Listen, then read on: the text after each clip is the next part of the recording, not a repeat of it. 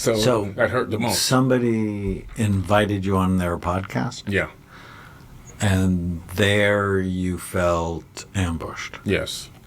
Billy Carson is still saying that he was ambushed, that he was taken advantage of, and he was manipulated by his friend when he debated Christian scholar Wes Huff and ended up being exposed as a liar, as a fake, as a charlatan. I felt kind of ambushed. I didn't feel like it was a situation that was properly set up for me to appear in. I didn't show up as my best self.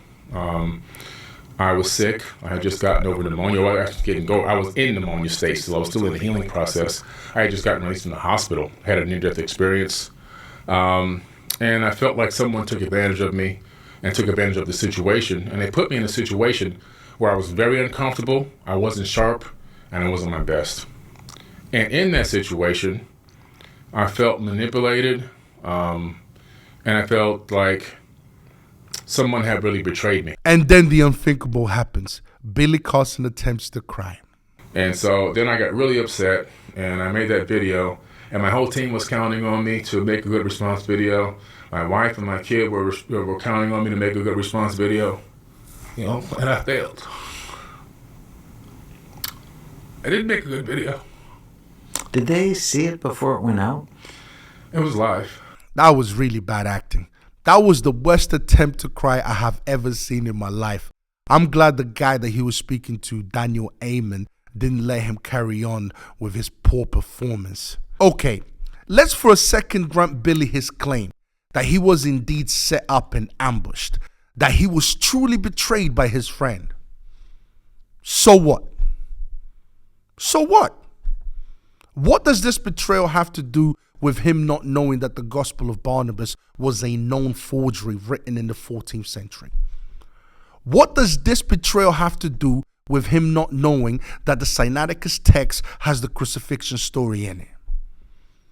Especially when he made a career of going around telling people that he is the world's leading expert in ancient texts. I said, you happen to stumble into one of the world's foremost experts on biblical texts, the Torah, the ancient tablets in the world. That's who you're talking to right now. This is embarrassing. This will not do his public image any good. In fact, this will only expose him further. All this interview did is show how dishonest, deceptive, and manipulative he is as a person. Why? Because instead of him holding himself accountable and admitting that he is ignorant of biblical ancient texts and that he was deliberately misrepresenting it in order to stop people from believing in Christianity, he is trying to appeal to emotional arguments in order to manipulate people to feel sympathy for him and side with him. That's what he's trying to do. This is something that only a snaky person would do. So what's the solution? Let this be a lesson to all of us. There are consequences to everything that we do. And then when we are exposed, it's not always easy to hold ourselves accountable.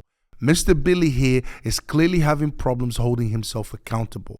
I hope he learns from this lesson and he becomes a more honest, humble, and honorable person. Anyways, guys, I hope you enjoyed the reaction. Don't forget to comment, like, and subscribe. And I'll see you guys next time, all right? Peace.